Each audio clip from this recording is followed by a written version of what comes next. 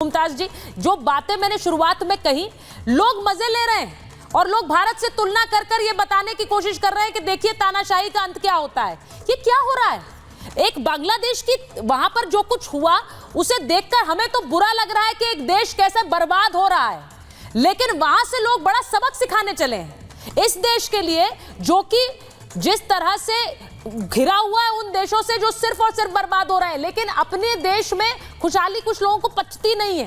प्रेम कुमार जी, देखिए, मूर्ति तोड़ने की घटना तो रूस में भी हुई थी। हमने त्रिपुरा में भी देखा था कि लेनिन की मूर्ति तोड़ी जा रही थी। तब तो अलग किस्म से बातों को बयां किया जा रहा था। आज मान लीजिए बांग्लादेश में सत्ता शेख हसीना छोड़ के भागी है ना, जनता के दबाव में अपना पद छोड़ के भागी हैं, और वो अगर चंद घटनाएं जो है आगजनी की, प्रदर्शन की जो है, वही अगर उस पूरी घटना का मतलब है तो ऐसा नहीं है। तो क्या है घटना का मतलब? सुन लीजिए, सेना तक ने भी गोली चलाने से इनकार किया, सुरक्षा कर्मियों ने तस्वीरें उठा कर शेख हसीना की फेंकी हैं। ये सारी भी तस्वीरें हैं। वो जनता ने प्रेम कुमार जी, मैं इसी ऑल्टरनेटिव नैरेटिव की बात कर रही हूं। एग्जैक्टली आप वही बोल रहे हैं, बोलने नहीं दे रहे ना। ऑल्टरनेटिव बाकी सबको बोलने देंगे, आप हमें आने दीजिए ना। काउंटर अगर है तो आप आने दीजिए। हाँ, ये काउंटर है आपका, ठीक है, बोलिए। आप बात समझिए। वहाँ जो जनता के दबाव में शेख हसीना ने छोड़ा। आप थ्योरी आ रही कि आईएसआई कर रहा है, ठीक है, किसके इशारे पर? चाइना के इशारे पर। प्रेम कुमार जी, ये हिंसा कब से चल रही थी? अच्छा चलिए आपसे पूछ लेती हूँ, कब से चल रही है हिंसा? आपने कहा हिंसा के दबाव में शेख हसीना ने देश छोड़ दिया। कब से चल रही है हिंसा बांग्लादेश में? नहीं, आपसे मैं एक सिंपल सवाल पूछ रही हूँ सर। आपने कहा हिंसा के दबाव में शेख हसीना ने देश छोड़ दिया। कब से चल रही है हिंसा? आपसे मैंने बस ये पूछा। देखिए, पिछले 2 पखवाड़े में तेज हुई है ना। पिछले 1 महीने से ये हिंसा जारी थी। पिछले 1 महीने से कल अचानक 45 मिनट के अंदर शेख हसीना को कहा आप देश छोड़कर चले जाइए, वरना ये लोग आपको जीने नहीं देंगे, जिस तरह से वो लोग स्टॉर्म कर रहे थे। मेरा सवाल ये है कि क्या सेना की ये दायित्व नहीं था कि वो शेख हसीना को प्रोटेक्ट करते? सवाल ये भी है कि क्या किस दबाव में आखिर वो गतिविधियां हुई कि शेख हसीना जाए, यहाँ एक ऑल्टरनेट सरकार बने? किसके इशारे पर वो सरकार बन रही है? यही वो कुछ लोग देश में भी चाहते हैं। लीजिए, इसी से आगे का क्वेश्चन लीजिए। आप ठीक सेना पर सवाल उठा रही, तो सेना किसके इशारे पर कर रही है? कोई कह रहे हैं हमारी पैनल पे कि आईएसआई के इशारे पे हो रहा है। आईएसआई के का साथ कौन दे रहा है? चाइना दे रहा है कि अमेरिका दे रहा है? और हम तो क्वाड बना रहे थे, आप भी चैनल में डिबेट किया करते थे, अमेरिका के साथ क्वाड बना रहे हैं, चाइना डर गया। तो हम अमेरिका भारत के साथ खड़ा है, भारत अमेरिका के साथ खड़ा है, तो आईएसआई का साथ लेकर के बांग्लादेश में भारत के खिलाफ में मुहिम चलाया जा रहा है क्या? ये हिपोथेटिकल थ्योरी कहां से आ रही? मेरी समझ में नहीं आ रही बात। दरअसल अब एक और क्वेश्चन लीजिए, एक और बात, एक और बस आइएगा आप देखिए, एक और बात। दिनेश नैन सर को लीजिए। अगर नरेंद्र मोदी जी को तो चाहिए था कि तुरंत शरण देने की घोषणा करनी चाहिए थी। अवधेश जी भी कह रहे हैं और हम भी बोल रहे हैं, देना चाहिए था शेख हसीना को। हमारा जो डिप्लोमेटिक आज तक का हिस्टोरिकल रिलेशन रहा उसके हिसाब से, लेकिन मोदी जी नहीं दे रहे हैं शरण। क्यों? उन्होंने मांगी नहीं है, उन्होंने पॉलिटिकल असाइलम नहीं मांगा है कि वहां की जनता जिन्होंने शेख हसीना को बनाया है, यहाँ की जनता भी समान रूप से। विदेश मंत्री ने भी ये कहा। एक सेकंड प्रेम कुमार जी, डर लगता है। अरे भाई, आप दूसरा ही नैरेटिव चला रहे हैं कि पॉलिटिकल असाइलम दीजिए, जब वो मांग नहीं रही है तो कैसे दे दे? शेख हसीना को शरण दीजिए।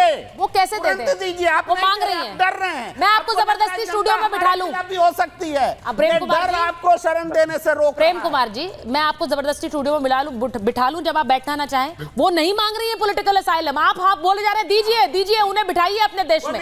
सीधी बात ये क्वेश्चन, ये सवाल तब उठेगा जब वो पॉलिटिकल असाइलम मांगेंगी। पहली बात ये है। दूसरी बात ये है, ये कॉन्फ्लिक्टिंग व्यूज है। दिनेश, मुमताज जी आ रही हूँ,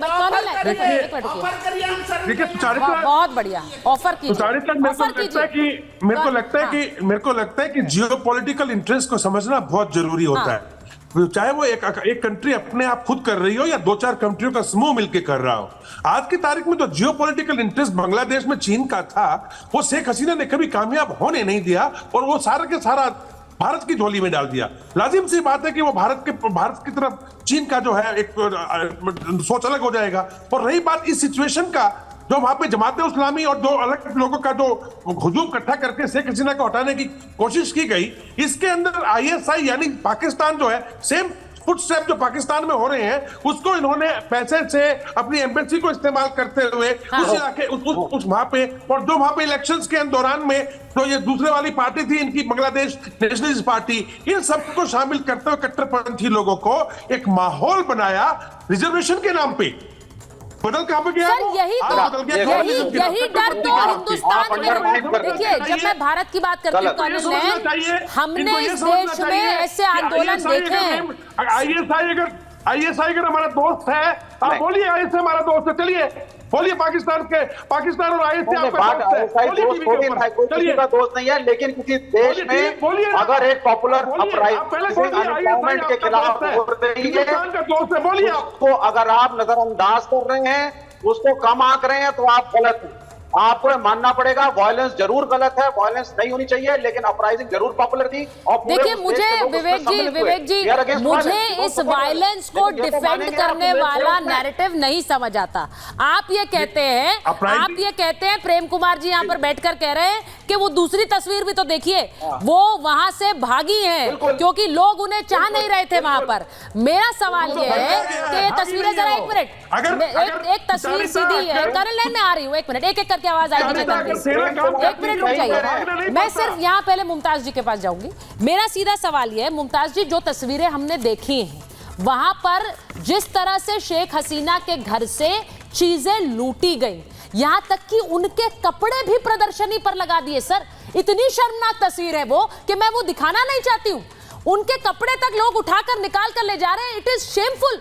और फिर ये सब डेमोक्रेसी के नाम पर हो रहा है कि वहां हम डेमोक्रेसी बचा रहे हैं, हम आरक्षण के खिलाफ इस सरकार को हटाना चाहते हैं। ये तोड़ फोड़ करके, ये सामान चोरी करके, हिंदुओं की बस्ती जलाकर, ये कौन सी डेमोक्रेसी बच रही है मुमताज जी?